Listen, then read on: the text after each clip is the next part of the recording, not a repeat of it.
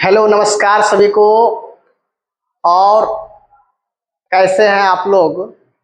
उम्मीद करता हूं कि आप लोग बहुत अच्छे होंगे और गर्मी छुट्टी के आनंद भी काफी अच्छे तरीके से ले रहे होंगे। लेकिन आपको केवल गर्मी छुट्टी मनानी नहीं है, थोड़ा बहुत अपने पढ़ाई में ही ध्यान देनी है ना।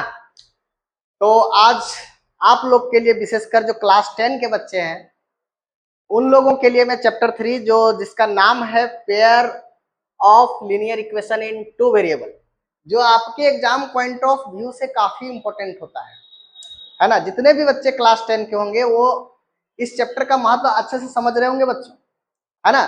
तो इस चैप्टर में आज हम लोग क्या बात करने वाले हैं उसके बारे में एक बार मैं आपको बता देता हूं, फिर ये पूरे प्लानिंग के साथ ये लेक्चर को हम लोग आगे ले जाएंगे।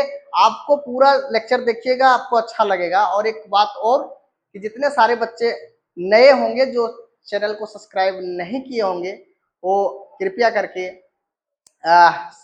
सब्सक्राइब भी कर लेंगे और हो सके तो दोस्तों के बीच शेयर करेंगे, जो जिनके पास नहीं पहुंच रहा होगा उनके पास भी ये वीडियो पहुंच जाए। ठीक है, तो देर ना करते हुए आज हम लोग स्टार्ट करते हैं मोस्ट वांटेड चैप्टर, ये कि जो क्लास 10 का है, जो सबसे भारी वेटेज का है। इसमें ज्यादा से ज्यादा मार्क्स इसी से पूछा जाता है बच्चों, है ना। और चैप्टर 3 है और बच्चे इस पे बड़ा आनंद लेकर के पढ़ते हैं, लेकिन कभी कभी उन्हें दिक्कत भी करती है आगे चल करके। जैसे आपको वर्ड प्रॉब्लम में, है ना, तो समस्या आती है तो उसमें थोड़ा सा बहुत बच्चे डर जाते हैं, लेकिन डरने की कोई जरूरत नहीं। आप मेरे साथ बने रहिए, मैं आपको हर एक तरीका सिखाऊंगा जिससे आपकी डर क्या होगी, कम हो जाएगी। और एग्जाम तक जाते जाते मैं आपको ये मतलब भरोसा दिलाता हूं कि आप क्वेश्चन कर पाओगे और बहुत बेहतरीन तरीके से कर पाओगे। ठीक है, तो देर ना करते हुए अब बात करते हैं आज का topic, pair of linear equation in two variable, है ना। तो देखो बच्चों, pair of linear equation in two variable जानने से पहले आप क्लास 9 और क्लास 8 में लीनियर इक्वेशन के बारे में आप लोग जरूर पढ़ा होगा, है कि नहीं। उसमें क्या होता था कि आप लोग वहां पे ये पढ़े होंगे कि linear equation in two variable पढ़े थे, लेकिन उसमें सिंगल था। यहाँ पे क्या होगा, तो दो आएंगे, दो एक ही जैसा आएंगे, इसीलिए उसका नाम क्या पड़ा, पेयर। पेयर का मतलब ही होता है जोड़ा, माने कि एक जोड़ा लीनियर इक्वेशन हम लोग को पढ़ना है कहाँ पे, क्लास 10 पे। और कितने वेरिएबल होंगे, तो दो वेरिएबल होंगे, है ना। तो सबसे पहले इसका इंट्रो कर लेते हैं कि इंट्रोडक्शन में क्या है उसको जान लेते हैं। ठीक है, तो देखो सबसे पहली बात कि पेयर माने क्या हुआ, जोड़ा। जोड़ा मतलब एक साथ दो ठो जो दिखाई देता है ना, उसी को हम लोग क्या कहते हैं, जोड़ा। जैसे अगर मान लो हम लोग कहते हैं ना एक जोड़ा चप्पल या एक जोड़ा जूता, है ना, तो इसी तरह से एक जोड़ा लीनियर इक्वेशन होना चाहिए इन टू वेरिएबल, तो उसी को हम लोग क्या कहेंगे, तो pair of linear equation in two variable.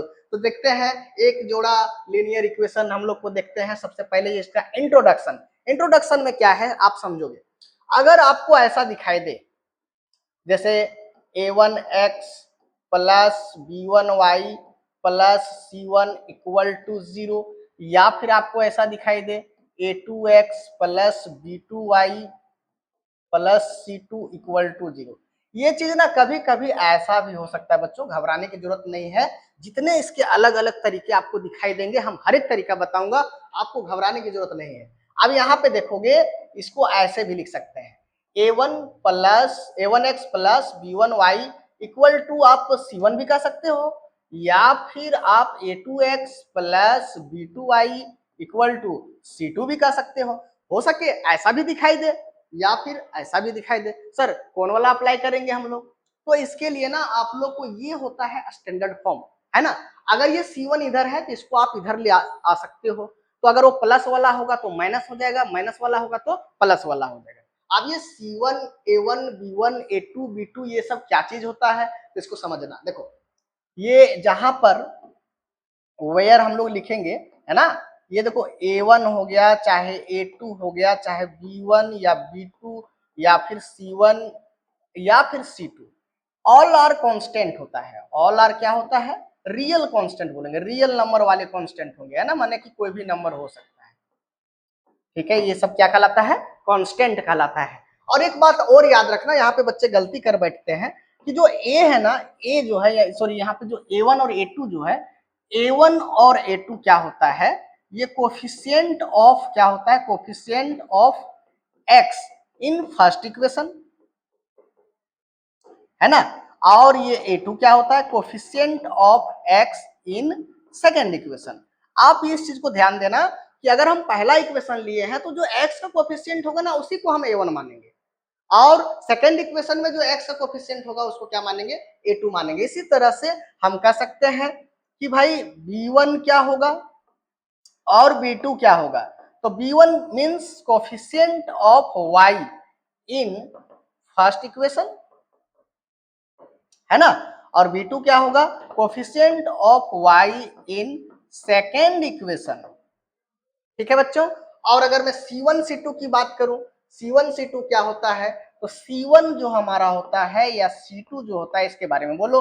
ये कांस्टेंट टर्म होता है, constant term in equation 1, constant term of equation 1, है ना, कांस्टेंट टर्म ऑफ इक्वेशन 1, और यहां से कांस्टेंट टर्म ऑफ इक्वेशन 2, क्योंकि ये बात ना आगे चल के आपको कंफ्यूज कर देगा कि हम A1 किसको बोलेंगे और A2 किसको बोलेंगे। तो हमेशा याद रखना कि अगर इस फॉर्म में आपको इक्वेशन दिया गया है तो x के ही कोफिशिएंट A1 होगा इन फर्स्ट इक्वेशन और x के ही कोफिशिएंट A2 होगा इन सेकेंड इक्वेशन। जैसे मैं एक एग्जांपल लेता हूं, 2-3 एग्जांपल लेता हूं तो आपको ये चीज समझ में आ जाएगा। ठीक है, जैसे मैं एक एग्जांपल लिया पेयर ऑफ लीनियर इक्वेशन का कि 2x plus 3y plus 4 equal to 0 और 3x plus 2y plus 9 equal to 0। ये दो इक्वेशन है और ये दोनों को एक साथ हम लोग क्या बोलेंगे, pair of linear equation in two variable. अब मैं अगर आपसे पूछूं कि सर क्या है A1, क्या है B1, क्या है C1, या फिर क्या है A2, क्या है B2, क्या है C2, तो इसके लिए आप क्या कहोगे, पहला इक्वेशन में सर x के कोफिशिएंट को A1 कहते हैं, y के कोफिशिएंट को B1 कहते हैं, तो आप कह सकते हो दिस इज A1। A1 की वैल्यू कितनी होगी, तो 2, B1 की वैल्यू कितनी होगी बच्चों, तो 3, और C1 की वैल्यू कितनी होगी, तो 4 हो जाएगी। यहां से मैं अगर बात करूं A2 की वैल्यू तो आप बताओगे 3 होगा सर, B2 की वैल्यू तो 2 होगा सर, और C2 की वैल्यू कितनी होगी, +9। ये आपको बहुत ही साधारण हमने एग्जाम्पल लिया। ठीक है, एक एग्जाम्पल और लेता हूं, इसमें थोड़ा सा मैं गड़बड़ करता हूं, है ना। जैसे अगर ये रहा 2y plus 3x minus 9 equal to 0 और 3x minus 2y plus 4 equal to 0। अब आपसे मैं ये पूछूं कि क्या होगा A1, क्या होगा B1, क्या होगा C1, है ना। तो देखो पहले इक्वेशन में आप आओगे तो कहोगे सर A1 की वैल्यू 2 है, तो A1 की वैल्यू जैसे बोलोगे 2 तो हो जाएगा गलत। क्यों गलत होगा, क्योंकि ये स्टैंडर्ड फॉर्म में नहीं है सर।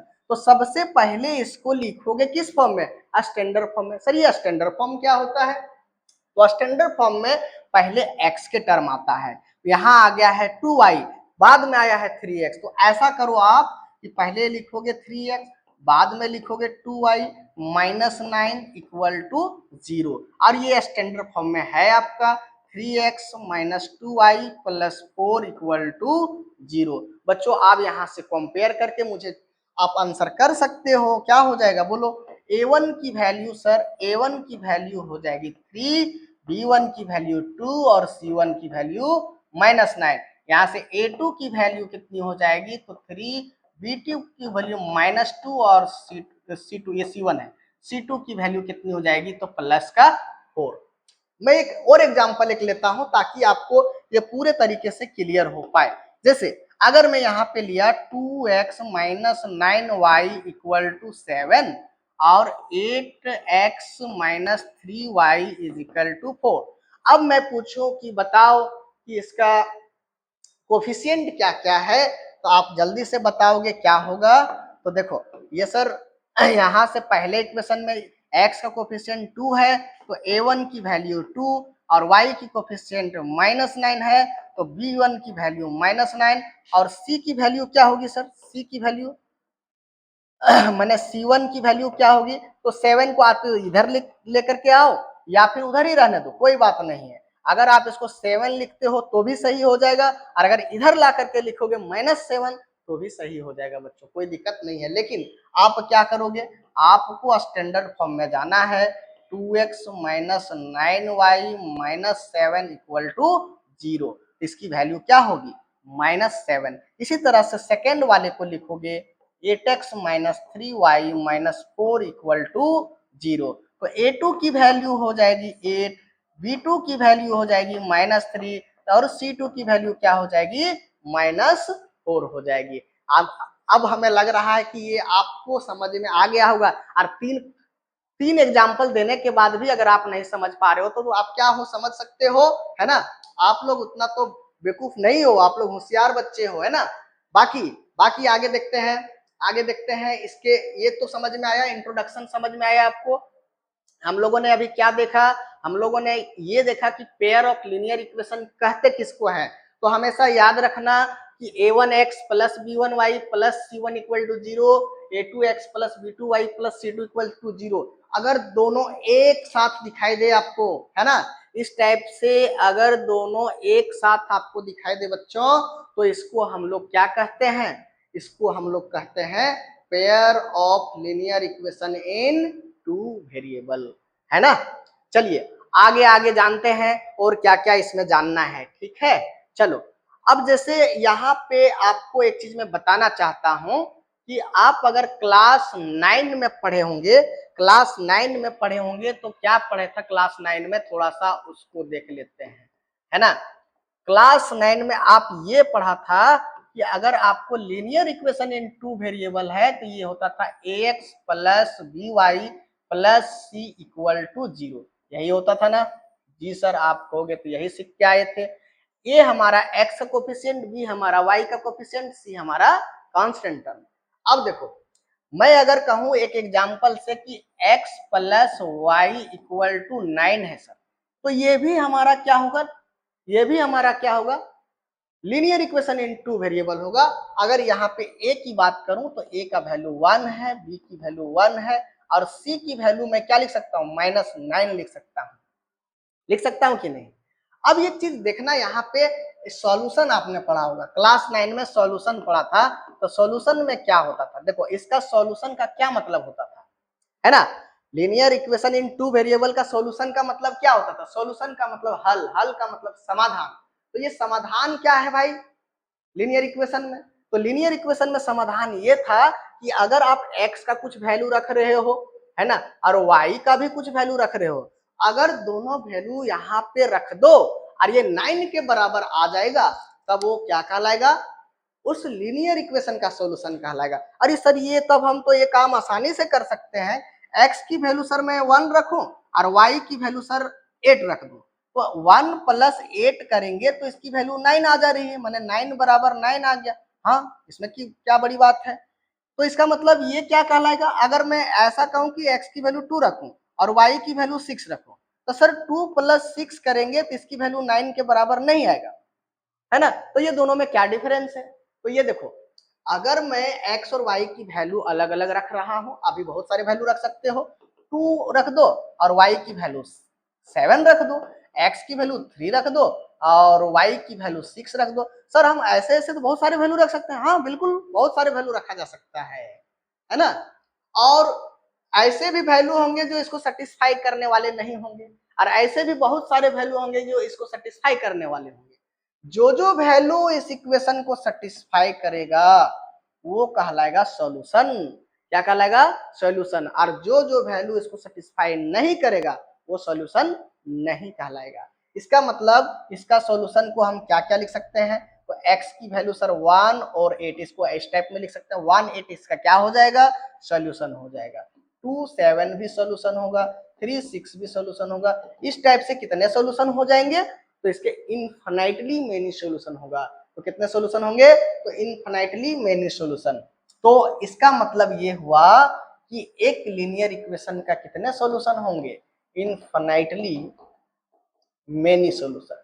क्या होगा, इनफाइनाइटली मेनी सॉल्यूशन।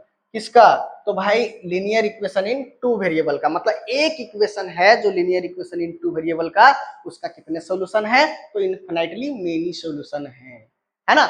और ये सारे सॉल्यूशन जो हम लोग कोऑर्डिनेट के फॉर्म में लिए हैं, अगर हम लोग कार्टेशियन प्लेन पे अगर ड्रॉ करेंगे तो हम लोग को क्या मिलता है, एक मिलता है स्ट्रेट लाइन। स्ट्रेट लाइन मतलब सीधी रेखा। क्या मिलता है, स्ट्रेट लाइन मिलता है। इसका मतलब सर ये जो रिप्रेजेंटेशन, इसका ग्राफिकल रिप्रेजेंटेशन होता है वो क्या होता है, वो स्ट्रेट लाइन होता है। इसका मतलब लीनियर इक्वेशन का जो ग्राफिकल रिप्रेजेंटेशन होता है वो क्या होता है बच्चों, स्ट्रेट लाइन होता है। ये क्लास 9 की बात है। सर क्यों बता रहे हो क्लास 9 की बात, क्लास 9 की बात इसलिए बता रहा हूं क्योंकि क्लास 10 में ऐसे ऐसे 2 लाइन बनेंगे, है ना। और अब 2 लाइन बनेंगे तो क्या क्या स्थिति आएगी इसके बारे में जानते हैं, है ना। तो ये चीज आपको समझ में आया कि अगर एक लाइन है तो उसके सॉल्यूशन कितने होंगे, तो इन्फिनिटली मेनी सॉल्यूशन होंगे। उसका ग्राफ कैसा होगा, तो ग्राफ स्ट्रेट लाइन होगा। अब जानते हैं किसके बारे में, तो pair of linear equation in two variable के ग्राफ और उसके सॉल्यूशन के बारे में। तो चलो देखते हैं यहाँ पे। अब जान रहे हैं हम लोग किसके बारे में बच्चों, तो सॉल्यूशन ऑफ पेयर, है ना, of linear equation in two variable. तो क्या होता है सॉल्यूशन, इसको समझते हैं, है ना, एक क्वेश्चन के जरिए। जैसे अगर मैं लिखा कि x plus Y equal to 9 और x minus Y equal to 6, इसको मैं बच्चों कह दिया इक्वेशन 1 और इसको कह दिया इक्वेशन 2 कह दिए, है ना। अब एक चीज तो मुझे बता सकते हो, अभी जस्ट मैंने बताया कि अगर मैं इस इक्वेशन की बात करूं तो इसके भी कितने सॉल्यूशन होंगे, इनफाइनाइटली मेनी सॉल्यूशन। कितने सॉल्यूशन होंगे, तो इनफाइनाइटली मेनी सॉल्यूशन। और अगर मैं इस इक्वेशन की बात करूं तो ये भी कितने होंगे, इनफाइनाइटली मेनी सॉल्यूशन, है ना। तो यहाँ पे क्या क्या स्थिति आएगी, हम इसका सॉल्यूशन कब कहेंगे, कब कहेंगे कि ये पेयर ऑफ लीनियर इक्वेशन का सॉल्यूशन मिल जाएगा, है ना। तो ध्यान से सुनना मेरी बातों को, है ना। अगर ये आप समझ जाओगे तो बहुत आसान लगेगा ये चैप्टर, ठीक है। अब इसके इन्फिनिटली मेनी सॉल्यूशन है, इसके भी इन्फिनिटली मेनी सॉल्यूशन है। तो हो सकता है कि 3 केस आ जाएगा।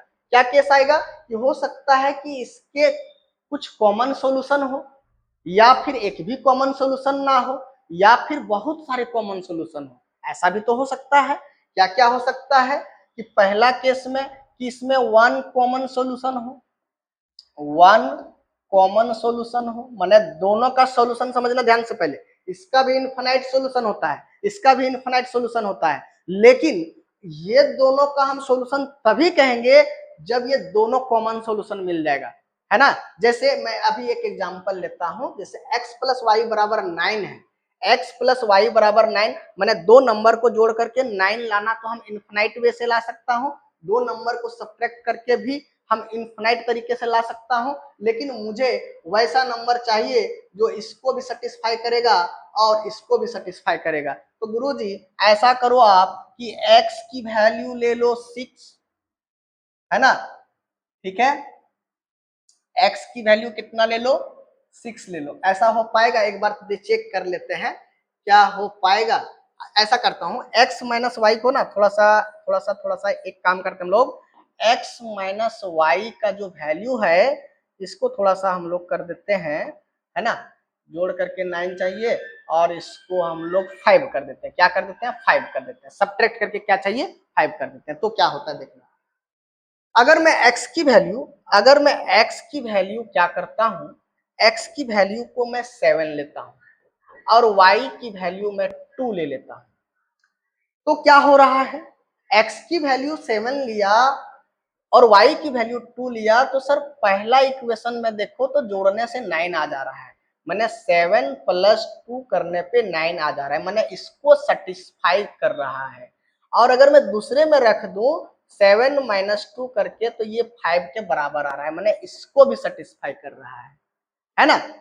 अब देखोगे तो दोनों को सेटिस्फाई करने वाला जो पेयर होंगे x और y के, वही उसका सॉल्यूशन होगा। किसका, तो पेयर ऑफ लीनियर इक्वेशन का। ऐसे अगर आप देखोगे कि सर x की वैल्यू 6 ले लो और y की वैल्यू 3 ले लो, तो ये पहला इक्वेशन को सेटिस्फाई करेगा, 6 प्लस 3 9 आएगा, लेकिन 6 माइनस 3 करने पर आपको 5 नहीं आएगा। इसका मतलब ये हमारा पेयर ऑफ लीनियर इक्वेशन का सॉल्यूशन नहीं होगा। माने कि हम तभी कहेंगे पेयर ऑफ लीनियर इक्वेशन का सॉल्यूशन जब पहला इक्वेशन को भी सेटिस्फाई करे और दूसरे इक्वेशन को भी सेटिस्फाई करे। अगर ऐसा होगा तो फिर हमारा सॉल्यूशन मिलेगा, अदरवाइज नहीं मिलेगा। तो आपके पास ना 3 संभावित केस जाएगा। तो 3 संभावित केस क्या है इसको समझना। 3 संभावित केस क्या है इसको समझना। पहला चीज क्या हो सकता है कि आपको जो सॉल्यूशन मिलेगा वो 1 कॉमन सॉल्यूशन मिलेगा, ये संभावित है। दूसरा हो सकता है कि एक भी कॉमन सॉल्यूशन ना मिले, माने नो कॉमन सॉल्यूशन, एक भी कॉमन सॉल्यूशन ना मिले। या फिर ऐसा हो कि पहला इक्वेशन में जो जो सॉल्यूशन मिल रहा है वही चीज दूसरे इक्वेशन में भी सॉल्यूशन मिल रहा हो, ऐसा भी तो हो सकता है। इसका मतलब यहाँ पे क्या लिखेंगे, infinitely many common solution, infinitely many common solution, ऐसा भी हो सकता है ना, इनफाइनाइटली मेनी कॉमन सॉल्यूशन। तो इस केस में 3 अलग अलग केस आपको जाएगा। कौन कौन? या तो दोनों में एक कॉमन सॉल्यूशन मिल रहा हो, या तो दोनों में एक भी कॉमन सॉल्यूशन नहीं मिल रहा हो, या फिर हो कि सारे के सारे सॉल्यूशन कॉमन हो, है ना। तो इस केस में अगर मान लो कि आपको 1 सॉल्यूशन जो मिल रहा है वो कॉमन मिल रहा है, तो पेयर ऑफ लीनियर इक्वेशन की भाषा में इस चैप्टर में इसका नाम दिया गया है बच्चों यूनिक सॉल्यूशन। क्या नाम दिया गया है? Unique solution. तो ये यूनिक सॉल्यूशन का मतलब क्या हुआ कि केवल एक कॉमन सॉल्यूशन मिल रहा हो तो उस समय हम लोग क्या कहेंगे, यूनिक सॉल्यूशन। और नो सॉल्यूशन में तो कुछ सॉल्यूशन मिलेगा, नो कॉमन सॉल्यूशन, तो इस केस में मुझे नो सॉल्यूशन मिलेगा, मतलब हल एक भी नहीं मिलेगा, है ना। और इनफिनिटली मेनी कॉमन सॉल्यूशन में क्या होगा, इनफिनिटली मेनी सॉल्यूशन होगा, इनफिनिटली मेनी सॉल्यूशन होगा। ये देखो 3 संभावित केसेस हो सकता है। या तो आपके पास जो रिजल्ट्स मिलेंगे, या तो आपके जो सॉल्यूशन मिलेंगे वो क्या होंगे, यूनिक सॉल्यूशन, या फिर नो सॉल्यूशन, या फिर इनफिनिटली मेनी सॉल्यूशन। 3 अलग अलग केस आएगा, है ना। अब एक चीज में देखो यहां से क्लियर कर देना चाहता हूं कि इसका भी जो ग्राफिकल रिप्रेजेंटेशन होगा वो एक स्ट्रेट लाइन होगा, और इसका भी जो ग्राफिकल रिप्रेजेंटेशन होगा वो भी स्ट्रेट लाइन होगा, माने पेयर ऑफ स्ट्रेट लाइन आपको मिलेगा यहाँ पे इसका ग्राफ में, है ना। तो ये 2 लाइन आपस में कितने अलग अलग तरीके से रह सकते हैं, 2 लाइन आपस में कितने अलग अलग तरीके से रह सकते हैं। तो बोलोगे सर या तो दोनों लाइन आपस में, या तो दोनों लाइन आपस में क्या करे, या तो दोनों लाइन आपस में इंटरसेक्ट करेगा। सर क्या पता दोनों लाइन आपस में क्या करेगा, इंटरसेक्ट करेगा। ये हो देखो ये लाइन है, आप ना ये दोनों एरो लगाना है, क्यों, क्योंकि एक एरो लगाओगे तो लाइन नहीं होगा। अब 2 लाइन मैंने क्या पूछा कि 2 लाइन आपस में कितने अलग अलग तरीके से रह सकते हैं, इन प्लेन। एक प्लेन में मतलब ये ब्लैक बोर्ड हमारा क्या है, प्लेन है। तो अब इस प्लेन में 2 लाइन की स्थिति क्या क्या हो सकती है, या तो दोनों लाइन आपस में क्या करे, इंटरसेक्ट करे, या तो दोनों लाइन आपस में क्या हो, पैरेलल हो, दोनों लाइन आपस में क्या हो, पैरेलल हो, या तो दोनों लाइन एक दूसरे के ऊपर ही हो, एक के ऊपर दूसरा लाइन हो, है ना। इसी के ऊपर क्या है तो दूसरा लाइन है, इसी के ऊपर क्या है तो दूसरा लाइन है ना, इसी के ऊपर क्या है तो दूसरा लाइन है। क्लियर है। तो ये 3 स्थिति हो सकती है। कितने स्थिति होगी तो 3 स्थिति। जैसे ये एक लाइन हुआ और इसी के ऊपर बच्चों दूसरा लाइन, ऐसे दूसरा लाइन है ना। माने कि 2 लाइन आपस में प्लेन में 3 अलग अलग तरीके से रह सकते हैं, इसके अलावा और कोई तरीका नहीं होगा। किसी के दिमाग में ऐसा नहीं ना आ रहा है कि सर ये ऐसा ले लेते हैं और इसको ऐसे ले लिए, तो जब इसको तुम आगे बढ़ाओगे तो इंटरसेक्ट करेगा ही करेगा, है ना। तो ये बोलोगे ये भी एक तरीका है, अरे तरीका जरूर है बच्चा, लेकिन इसको जब आगे बढ़ाओगे तो एक दूसरे को इंटरसेक्ट करेगा, तो पहला तरीका आ जाएगा ना, आएगा कि नहीं। तो इस तरह से हम कह सकते हैं कि 2 लाइन आपस में 3 अलग अलग तरीके से रह सकता है। या तो दोनों लाइन आपस में क्या करेगा, इंटरसेक्ट करेगा, या तो दोनों लाइन आपस में क्या होगा, पैरेलल होगा, या तो दोनों लाइन एक दूसरे के ऊपर ही रहेगा। अगर ऐसा होता है अगर बाय द वे आपको इस टाइप से आता है ना, तो इस लाइन को हम लोग बच्चों क्या कहते हैं, इंटरसेक्टिंग लाइन। इसका नाम क्या होता है, इंटरसेक्टिंग लाइन, इंटरसेक्टिंग लाइन। ये दोनों आपस में कट करेगा तो क्या कहलाएगा, इंटरसेक्टिंग लाइंस। और अगर पैरेलल हो तो पैरेलल लाइंस, और अगर एक दूसरे के ऊपर आ जाए तो कोइंसिडेंट लाइन, कोइंसिडेंट लाइंस, है ना। अब ये चीज यहाँ पे ध्यान देना कि अगर आपको लीनियर इक्वेशन गिवन है, अगर आपको लीनियर इक्वेशन गिवन है, कैसा है लीनियर इक्वेशन, तो सर ये हमारा लीनियर इक्वेशन है, ऐसा करते हैं थोड़ा देर। हाँ, लीनियर इक्वेशन अगर मान लो हम लोगों को गिवन है इस प्रकार से, a1x plus b1y plus c1 equal to 0, a2x plus b2y plus c2 equal to 0। तो मैं ना ये अल्जेब्रिकली भी बता सकता हूं कि लाइन की स्थिति क्या होगी, दोनों लाइन की स्थिति क्या होगी। तो इस केस में ध्यान देना कि इंटरसेक्ट करेगा ना, तो आपका जो रेशियो निकालते हैं a1 बाय a2 का, जो होगा ना वो b1 बाय b2 के बराबर नहीं होगा। इस केस में क्या होगा कि a1 बाय a2 जो होगा वो b1 बाय b2 के बराबर नहीं होगा। तो समझ जाना कि दोनों लाइन आपस में क्या करने वाला है, इंटरसेक्ट करने वाला है। इस केस में a1 बाय a2 जो होगा वो b1 बाय b2 के बराबर जरूर होगा, लेकिन c1 बाय c2 के बराबर नहीं होगा। तो समझ जाना कि वो दोनों लाइन आपस में क्या होगा, पैरेलल होगा। अगर ऐसा हो जाए कि तीनों बराबर हो जाए, a1 by a2 equal to b1 by b2 equal to c1 by c2, तब इस केस में क्या होता है, दोनों लाइन आपस में कोइंसिडेंट कर जाता है। तो ये कंडीशन है कि कब इंटरसेक्ट करेगा, कब पैरेलल होगा, कब कोइंसिडेंट करेगा। तो कंडीशन भी आपको समझना पड़ेगा। क्या कंडीशन है इंटरसेक्टिंग का, तो सर अगर सपोज करो कि मैं कोफिशिएंट कंपेयर करके देख रहा हूं, a1 by a2 not equal to b1 by b2 के बराबर आ रहा है, या फिर a1 by a2 equal to b1 by b2 आया, लेकिन वो c1 बाय c2 के बराबर नहीं आ रहा है, तो इस केस में लाइन हमारा क्या होगा, पैरेलल होगा। और अगर ऐसा हो कि a1 by a2 equal to b1 by b2 equal to c1 by c2 हो, तो इस केस में ये लाइन आपस में क्या करेगा, कोइंसिडेंट करेगा। ठीक है, तो ये चीज आपको समझ में आया, ये चीज समझ में आया।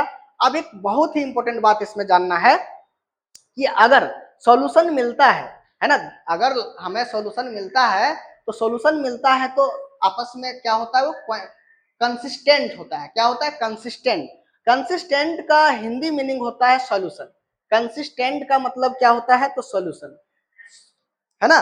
सॉल्यूशन है माने संगत, कंसिस्टेंट का मतलब क्या होता है, संगत, और संगत है तो सॉल्यूशन मिलेगा, है ना। संगत का मतलब होता है साथ साथ, अगर कभी भेंट हो जाता है किसी के साथ तो मतलब एक साथ है।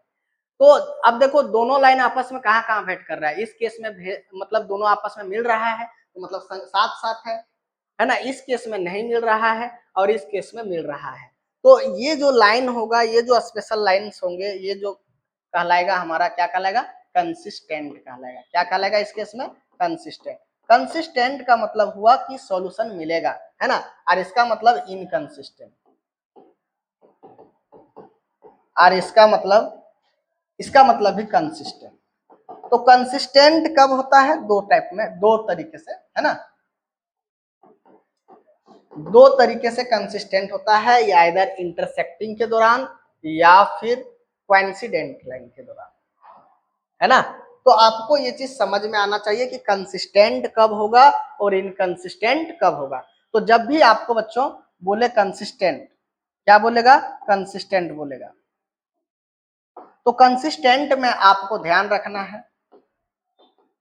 कंसिस्टेंट बोल दिया तो या तो आपका a1 by a2 not equal to b1 by b2 होगा, या फिर a1 by a2 equal to b1 by b2 equal to c1 by c2, है ना। तो ये केस होता है कंसिस्टेंट का। और इनकंसिस्टेंट का क्या होता है, तो इनकंसिस्टेंट का होता है a1 by a2 equal to b1 by b2 but not c1 by c, है ना। तो इस केस में क्या होता है, इनकंसिस्टेंट। अब देखो, अगर सॉल्यूशन कब होता है, सॉल्यूशन कब होता है, जब लोग मिलते हैं, बातचीत करते हैं, फिर तो सॉल्यूशन निकल के आता है। इसका मतलब कि जहां पे संगत है वहां पे सॉल्यूशन है ना। तो यहाँ पे देखो संगत है, इसका मतलब यहाँ पे क्या है, सॉल्यूशन है, इसमें हमको सॉल्यूशन मिलेगा। और इस टाइप में जो देखो लाइन एक जगह पे कट किया है, इसीलिए इसका जो सॉल्यूशन मिलेगा वो कैसा सॉल्यूशन मिलेगा, तो यूनिक सॉल्यूशन मिलेगा। एक जगह कट करने की वजह से इसका जो सॉल्यूशन मिलेगा वो कैसा सॉल्यूशन मिलेगा, तो यूनिक सॉल्यूशन मिलेगा। इस केस में देखो इनकंसिस्टेंट है, इनकंसिस्टेंट मतलब साथ साथ है ही नहीं, तो सॉल्यूशन कभी मिलेगा ही नहीं। तो इस केस में क्या होगा, तो नो सॉल्यूशन होगा। और इस केस में कोइंसिडेंट हमेशा सॉल्यूशन मिलेगा, इसका मतलब इसमें इनफिनिटली मेनी सॉल्यूशन होगा, इनफिनिटली मेनी सॉल्यूशन, है ना। अब देखो मैं इस चीज को ना एक जगह अच्छे से लिख देता हूं ताकि आपको कोई दिक्कत ना हो कब क्या होने वाला है ना। इसको एक टेबल बना के आपको लिख दे रहा हूं, तो इस टेबल से आप इस चीज को अच्छे से कर लेना। ये जितना चीज मैंने बताया इसका समरी है, आप इस चीज को देखोगे कोई दिक्कत नहीं होगी और समझ में भी आएगा, ठीक है। चलो तो हम लोग क्या करते हैं, यहाँ पे एक टेबल क्रिएट करते हैं।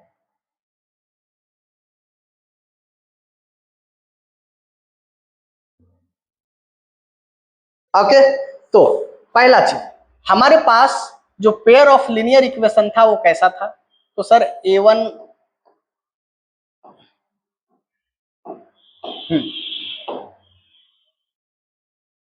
A1x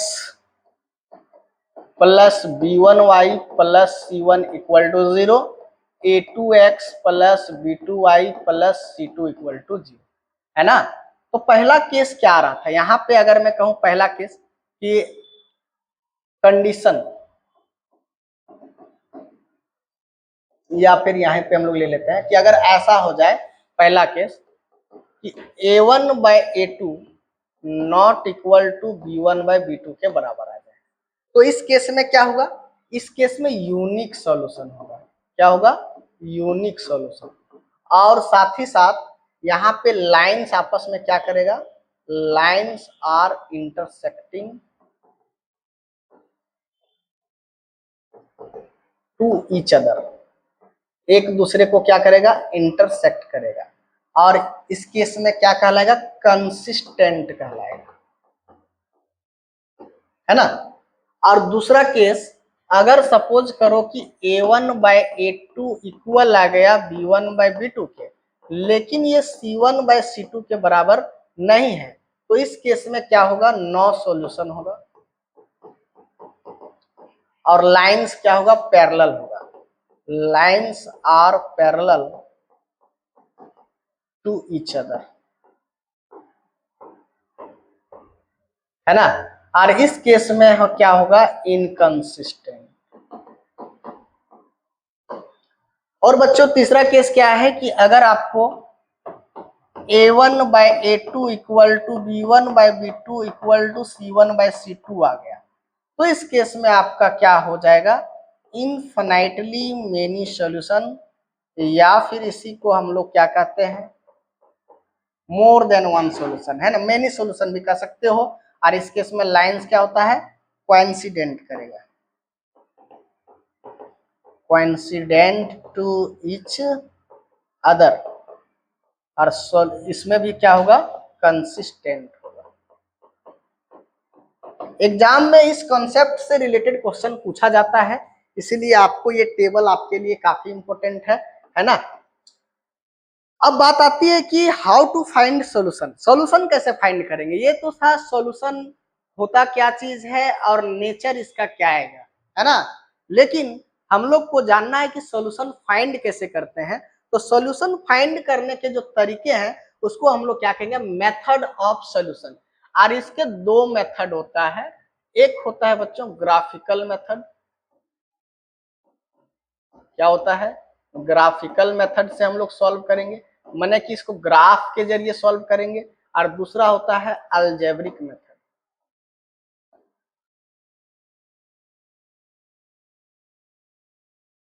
क्या होता है, अलजेब्रिक मेथड। अलजेब्रिक मेथड में अलग अलग तीन मेथड हैं, जिसको हम लोग वन बाय वन करके पढ़ेंगे और उसके रिलेटेड प्रॉब्लम देखेंगे। इसमें सबसे पहला आता है सब्स्टिट्यूशन मेथड। उसके बाद आपको जानना है इलिमिनेशन मेथड। ठीक है, और एक ठो होता है क्रॉस मल्टीप्लिकेशन मेथड।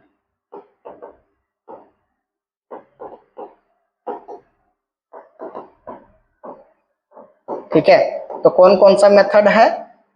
पहला सर ग्राफिकल मेथड, जिसको हम लोग ग्राफिकल अप्रोच से बनाएंगे, और अलजेब्रिक मेथड में ये तीन मेथड है, सब्स्टिट्यूशन मेथड, एलिमिनेशन मेथड और क्रॉस मल्टीप्लिकेशन मेथड। ये तीन मेथड काफी इंपॉर्टेंट है। और मैं बता दूं कि अगर एग्जाम में कहे कि सॉल्व केवल करने और ना बोले कि कौन सा मेथड से करना है, तो आप कोई भी मेथड अप्लाई कर सकते हो बच्चों, इसमें कोई दिक्कत नहीं है ना। तो आपको ये पूरे पढ़ने हैं, और इसी से हम लोग बहुत सारा जो वर्ड प्रॉब्लम है, जो रियल लाइफ प्रॉब्लम से जुड़ा होता है, और इन्हीं का यूज है, तो इनको जाने बिना हम वहां नहीं जा सकते। ठीक है, तो ये था इंट्रो पार्ट। हम लोग फिर क्या देखते हैं, इसके एक एक करके सबको देखने वाले हैं। सर आप कर लीजिए, फिर हम